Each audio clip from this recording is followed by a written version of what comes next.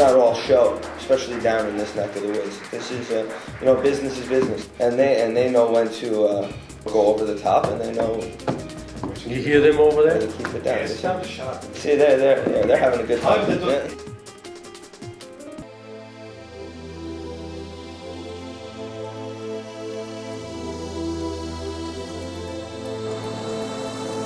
What is Bayard? Well, it is a restaurant in reality that's located in a mansion that was built in 1851 as the first Hanover Bank. It's a 18,000 square foot building, 3 floors. It has all the original architecture, and it's a historical treasure. I'm German by birth, but I cooked in Germany and in France for 6 years in Paris. I was cooking in a restaurant called Michelin-Starred that was run by Alain Sandras, and I was their sous chef in the 70s. Sandras was a very important step, obviously, in my career, my professional career. He had an innate understanding of ingredients and how to pair them. He came up 25 years ago with a dish, lobster with vanilla sauce. He gave me the ability of tasting food and pairing it with something that is not necessarily in the box. And a lot of the things that I have done in the past are rather unorthodox. I came with Sandras to New York in 1981.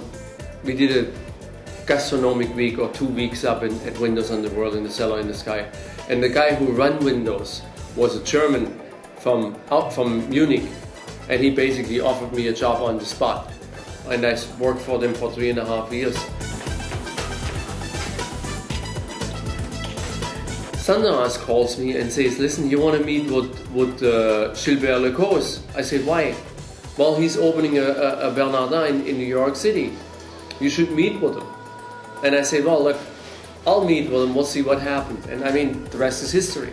And I spent then 6 years with Gilbert in his kitchen. What was Gilbert like compared to the others? Le Bernardin was a very well-established fish restaurant in France, okay? Yes. And he came here with a reputation, and he had no reputation to gain, he had only one to lose, Gotcha. okay? So what we did had to be at least as good as what he had in Paris, if not better. And I maintain today that the restaurant in New York was absolutely better than the one in Paris. This was a totally new generation of a restaurant that we opened there in 1986. It was just completely different from whatever anybody else had seen here.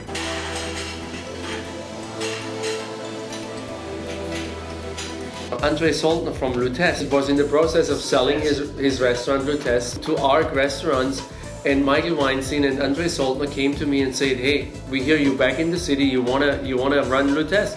And I said to myself, I'm crazy to do this.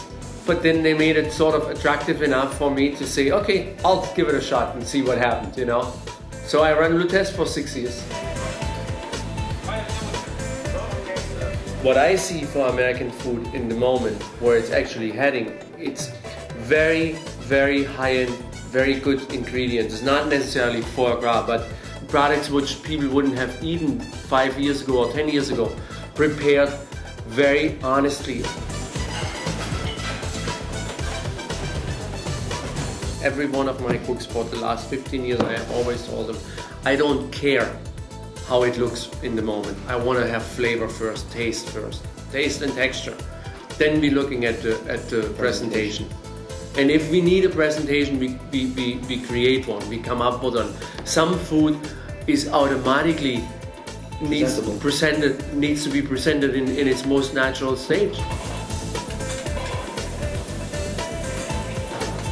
I'm sort of visually seeing the world now in chefing. Yeah. And one line is the purist line, which is what you're talking about in produce, right?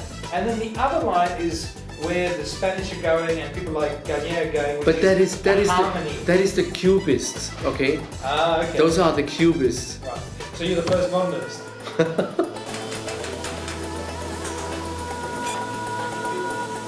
I don't know if you know that. I have, since I last saw you, bought a farm. Yes. And I'm actively farming together with my wife. And we actually supplying most of the major restaurants with our vegetables in New York. I'm not kidding. How big is the farm? 50 acres.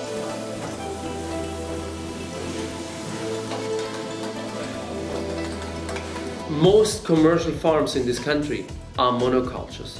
Right. Or almost anywhere in the world. There's farms that grow broccoli, there's farms that grow carrots. They're specializing in one or two things, okay? Yes.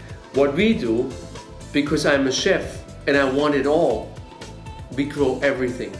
We have 18 different varieties of tomatoes which we have seeded. 18. Yeah, but why do you need 18 different varieties? Because there is 18 different flavors and texture components. Come this summer I and can taste the label. heirloom tomato salad and you'll see why. There's 18 different varieties of tomatoes and of flavors and texture components I can play with. And colors. Okay, in colors. We don't grow one variety of carrots. We grow 7 or 8 different varieties of carrots. And we do this because not every dish should look or taste the same.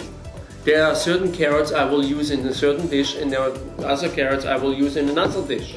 Okay? Makes total sense. And guess what?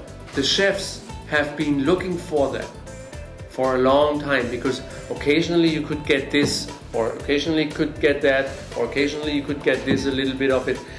I spent the last 20 years in this country looking for this, okay? That was started not only with Gilbert.